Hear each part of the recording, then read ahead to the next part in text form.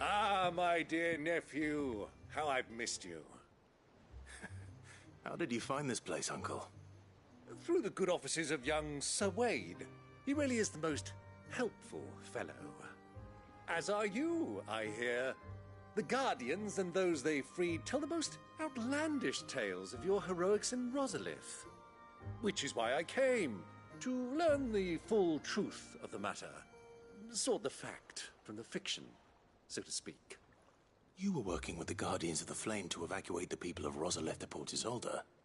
I was, aye. Then I have questions for you. Please, come inside, Uncle. Gladly. You there? There are 2,000 gold talents in those chests. See that they're added to my nephew's coffers, would you? 2,000?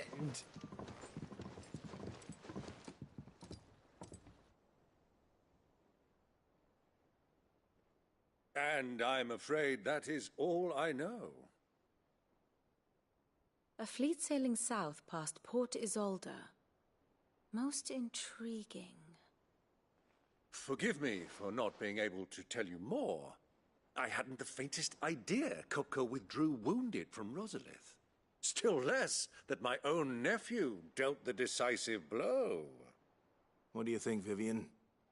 I think, with this news of the Dhalmekian fleet and recent reports of the Royalists' movements, that the final piece of the puzzle has fallen into place. Come here and I'll show you.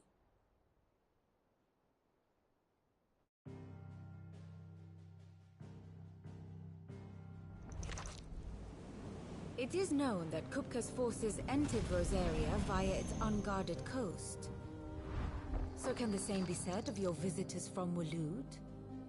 Certainly her Royal Navy is famed for the efficiency with which it bears her knights from one battlefield to the next. And in the Einherjar, or Black Galleon, she boasts a vessel nigh as swift and every bit as feared as the kingdom's legendary cavalry. A fitting flagship for a land apart, her naval presence being crucial to her ambitions beyond Ash. Yes, it seems safe to assume that the Royalists did indeed enter Rosaria from the sea. So then, had you a vested interest in Titan's survival, whither would you take him? Why, home to Drake's Fang, a place rich enough in ether to conjure the magics needed to mend his hurts. But would that not entail an arduous voyage around the southern cape?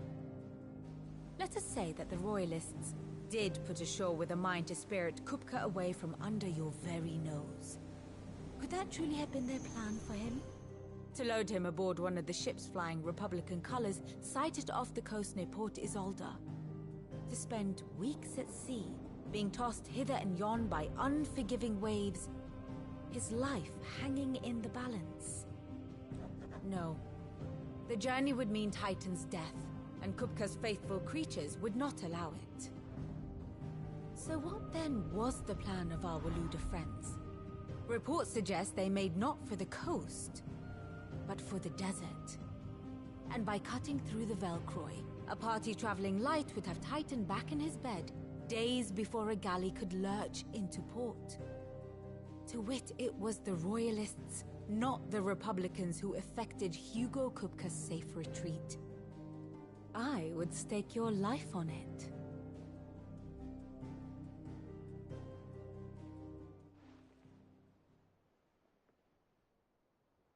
So it was the Waludas who spirited the wretch away. Now I think about it, there was something a little strange about the ships I saw. The men seemed almost crestfallen, as if in mourning. as if they believed, or were made to believe, that their master was dead. You have a keen mind, Lord Rosfield. And you have your answer. To find Kupka, you have merely to follow the Royalist trail across the Velcroy. It may well have gone cold by now, but as they say in the Republic, all roads lead to Drake's Fang. Allow me to accompany you part of the way. As luck would have it, I had intended to journey Canberward on business after visiting you here. The Fang would be but a short detour. I'd be glad of the company. Give me a moment to make ready. I need to tell my friends what we've learned. And where we're going. Very well, but be quick about it, my boy. Time waits for no man.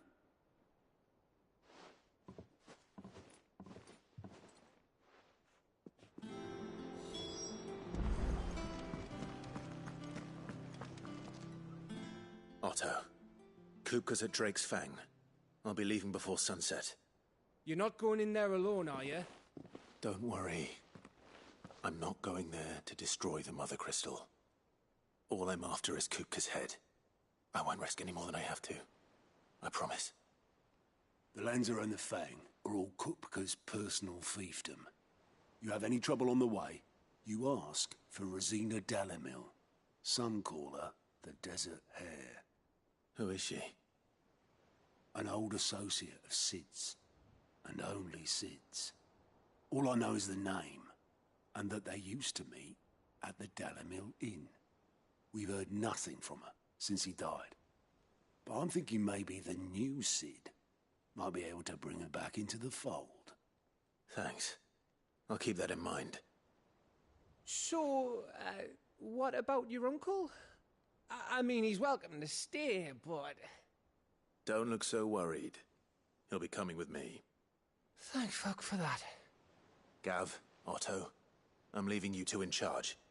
You can count on us.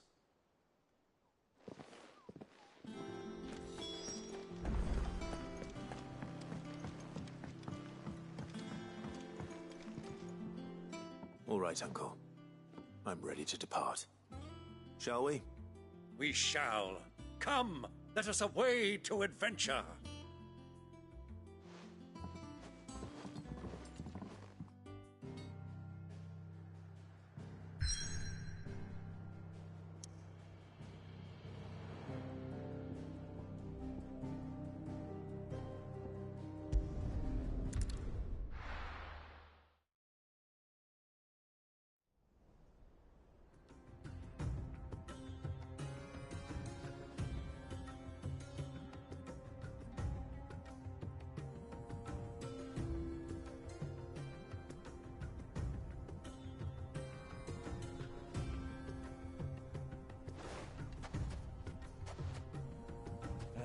I was a young man when last I walked this path.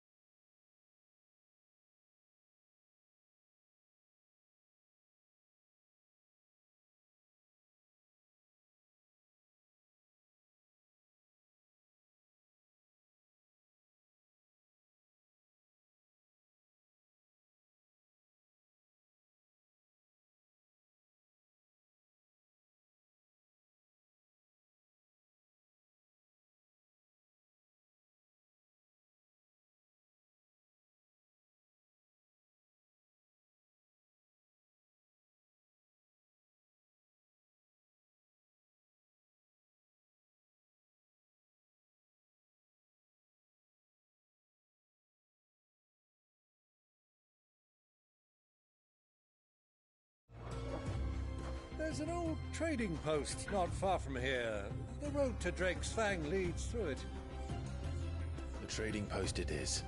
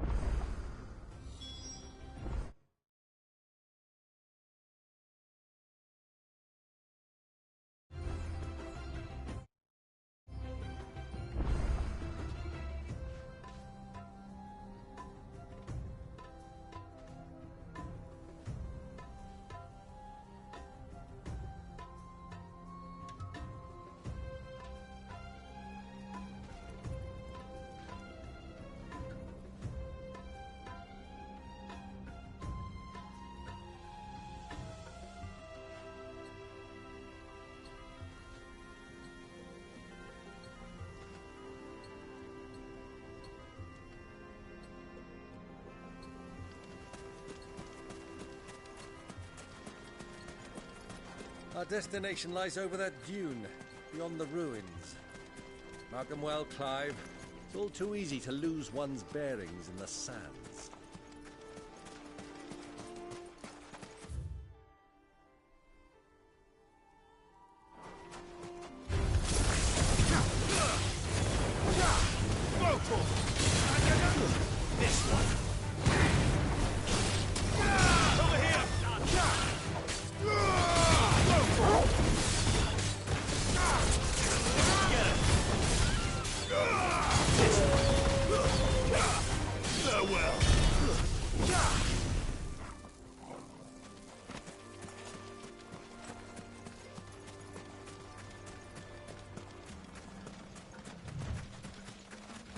Many years ago, when you were just a boy, you and I rode this way together, accompanying your father on a scouting expedition to Drake's Fang. He let me come with you. I'm not surprised you don't remember. It was just before Joshua was born. You were so eager to be there when your brother arrived that you whipped your chocobo too hard on the journey home and fell from the saddle. I shall never forget how Elwyn fussed over you as you sat in the sand, bawling like a babe.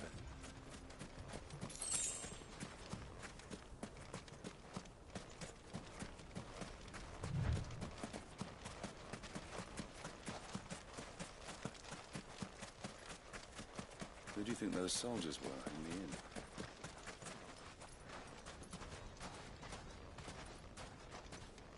So, Lord Cook has finally made his move. Yes. I expect that's why there's so many soldiers in town to deal with any Imperial...